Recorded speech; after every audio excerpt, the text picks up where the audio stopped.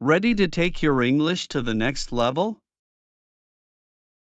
Practice your listening and conversation skills with real-life topics that are fun and easy to follow. If you're excited to boost your English and sound more natural, make sure to like this video and subscribe to the MA English channel for more engaging content. Let's get started. Yo, Mila, you're still stuck on tennis, huh? I don't get it, like, running back and forth hitting a ball. Where's the excitement? And football's exciting? You chase a ball for 90 minutes just to end up with a draw half the time. Nah, you don't get it. Football's all strategy building up plays, passing, positioning. It's like chess, but with way more adrenaline. Yeah, right. At least in tennis, you control everything. It's just you, the racket, and that little fuzzy ball. You don't need a whole squad to back you up. That's the beauty of football, though, teamwork. It's all about reading each other's moves without even saying a word. You've got your mates counting on you. But with tennis, it's all on you. Every win, every mistake, it's yours. There's no one to blame if you mess up, and when you win, it's all you. Pure satisfaction. I can respect that. You got guts playing solo like that. But come on, scoring that perfect goal in front of a roaring crowd? That's next level. Sure. But tennis rallies? That back and forth battle? It's so intense. One wrong move, and boom, you lose the point. Still, nothing beats a killer header or a free kick bending right into the top corner. That's art, babe. Art? Okay, but have you ever seen someone smash a forehand down the line at match point? That's pure power and finesse. Tennis has finesse. Finesse, huh? Football's got finesse, too. You seen those dribbling skills? That footwork, controlling the ball with your body like it's glued to your feet? It's magic! Tennis is all about precision, though. Footwork, positioning, timing. You miss by an inch and it's game over. You gotta be sharp. All right, I'll give you that. Tennis players do have crazy reflexes. But football, it's a universal language. You can play it anywhere. All you need is a ball and a couple of posts. Tennis is universal too. People play all over the world, from kids in the park to pros in Wimbledon. Plus, it's classy. Classy, huh? I'll stick to my mud-covered boots, thank you very much. But you do look pretty fly in your tennis gear. Oh, now you like tennis gear? Hey, I didn't say I didn't like how you look playing tennis, just that it's not my thing.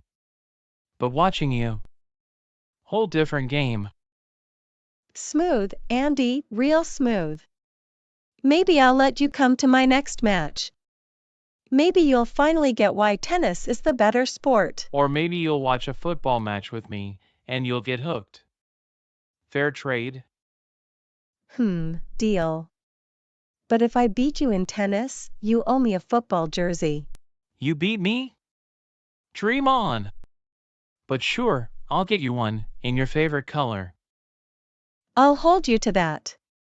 And when you're struggling on the tennis court, I'll make sure to cheer you on. Same goes for you when you're lost in the sea of football tactics. I'll guide you through it. Ha! We'll see who needs more guidance. But hey, at least we both love sports, right? Yeah, babe. Different games, same passion. We'll call it even.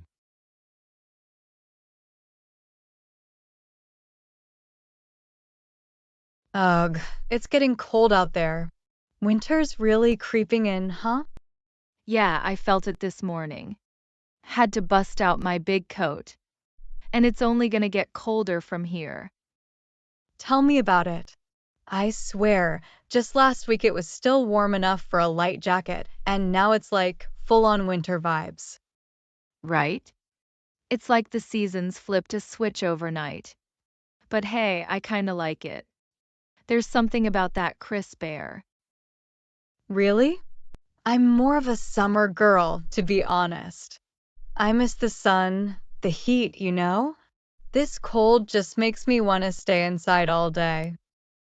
Nah, winter's my thing. I love layering up, cozy sweaters, hot drinks. It's got a vibe, you know? Plus, you can't beat a good winter sunset. Yeah, but then it gets dark at like 4 p.m. That's depressing. Where's the fun in that?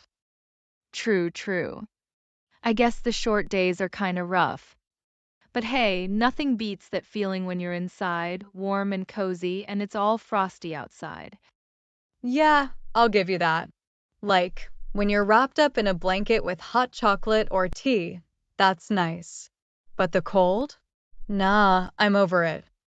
You gotta embrace it, Fab. Winter's all about the little things. I mean, snow's kinda magical, right?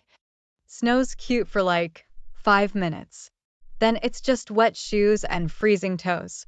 Give me a beach any day. Okay, beach days are unbeatable. But you ever try skating in the winter? Ice rinks? It's fun. I dunno, I'm not much of a skater. Plus, I'm clumsy enough without ice. You wouldn't want to see me out there, trust me. Haha, fair enough. But come on, the winter stuff can be fun too. Sledding, snowball fights, even just taking a walk in the snow. It's all about the experience. Mm, maybe, but I'll take summer over winter any day. Give me sunshine, cold drinks, and the beach. That's my kind of weather. To each their own, I guess. I love summer too, but winter's got a charm that no other season has. Plus, who doesn't love the holidays? Okay, the holidays are nice. I'll give you that. But as soon as January hits, I'm ready for spring. I get that. The post-holiday blues hit hard. But for now, I'm soaking up the winter vibes. Bring on the cold. Haha, you can have it. I'll just be over here counting the days till summer.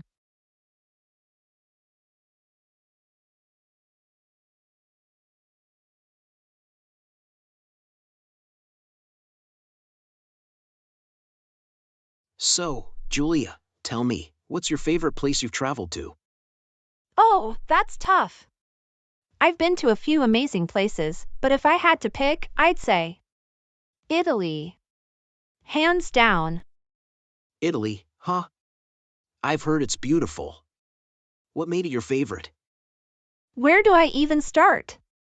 The food, the history, the scenery. I mean, every corner feels like a postcard. Rome was amazing, but I fell in love with Florence. You'd walk down a random street, and boom, there's some incredible Renaissance sculpture just sitting there like it's no big deal. Sounds incredible. I bet you ate like a queen over there. Oh, don't even get me started on the food. The pizza, the pasta, gelato every day. I probably gained 5 pounds, but it was worth it. And the coffee? Next level. Okay, now I'm officially jealous. You know, I've never been to Italy, but it's definitely on my list. I've always wanted to visit Rome, especially for all the ancient ruins and stuff. You'd love it. Rome is like a history nerd's dream. The Colosseum, the Pantheon, the Vatican, it's surreal. But the best part? You can eat gelato while strolling through 2,000 years of history. Gelato and history? Sign me up.